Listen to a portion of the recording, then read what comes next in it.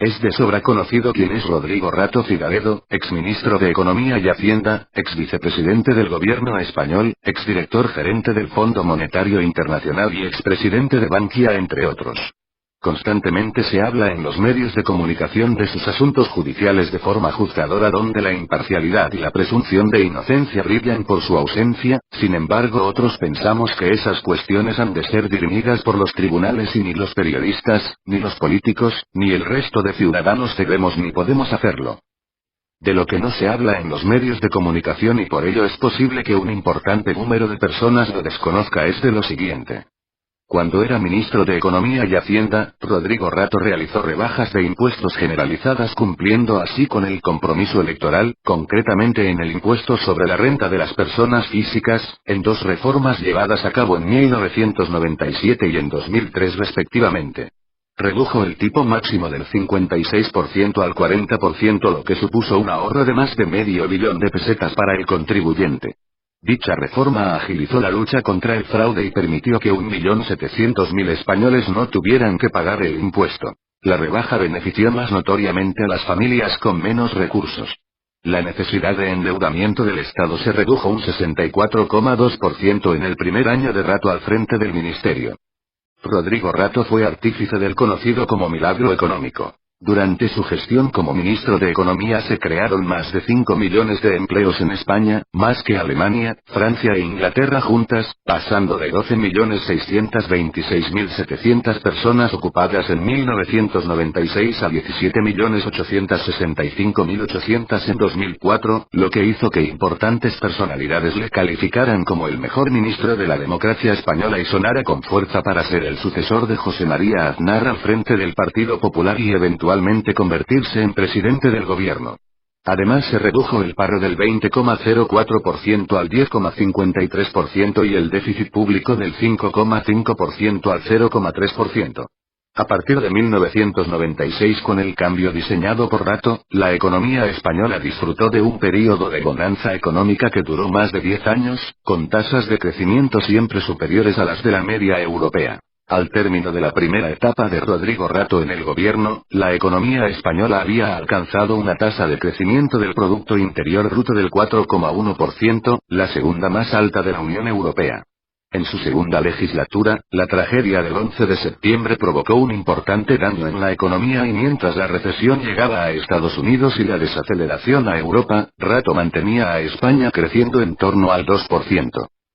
Es innegable que se realizó un importante saneamiento de las cuentas públicas así como una trascendental recuperación económica. Rato recibió una economía ruinosa a la que convirtió en tiempo récord, a contrarreloj, en una potente y sólida, de las más fuertes de la Unión Europea. ¿Hemos olvidado esto los españoles? Durante la gestión de Rodrigo Rato, España alcanzó sobradamente y contra todo pronóstico las condiciones de Maastricht para la incorporación a la eurozona y en consecuencia participar en el eurosistema, tasa de inflación, finanzas gubernamentales, déficit presupuestario y deuda pública, tipo de cambio, y tipo de interés a largo plazo. Rato fue uno de los principales actores en la entrada de España en el euro el 1 de enero de 2002 con los beneficios que ello conllevó para la economía española. El FMI presidido por Rodrigo Rato realizó en 2005 una quita de deuda por valor de 2.790 millones a 19 países pobres de los que la mayoría eran africanos y llegó a un acuerdo con el Banco Mundial para condonar 55.000 millones de dólares, 46.597 millones de euros, de deuda a los 38 países más pobres. El exministro llegó al FMI elegido por los 24 miembros del Consejo Ejecutivo. La Federación de Ateneos de España le otorgó en 2011 el premio Tolerancia con el objetivo de, según dijeron, valorar el modélico proceso de integración llevado a cabo en Bankia, liderado por Rodrigo Rato, y que le ha convertido en una de las principales referencias financieras de España. En 2012 el presidente de Bankia, José Ignacio Goyri-Golzari, exculpó a Rodrigo Rato de la responsabilidad en la caída de la entidad financiera. Cifras: 15.400 millones de agujero en créditos y ladrillo y 1.900 millones más por la puesta en valor real de la cartera industrial. Rato fue exculpado por los abogados de Bankia de haber creado las tarjetas opacas de Caja Madrid. El bufete Herbert Smith Freehills elaboró un informe en el que se exculpaba al exministro, el cual se limitó a continuar con un sistema que estaba establecido desde antes de su llegada. Cabe resaltar que Rodrigo Rato devolvió el dinero gastado. La detención de Rodrigo Rato en 2015 fue criticada fuertemente pues hubo quien pensó que se trataba de un espectáculo mediático evitable.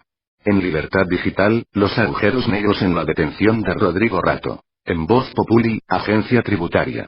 ¿Lo de Rodrigo Rato fue una detención o un vulgar secuestro?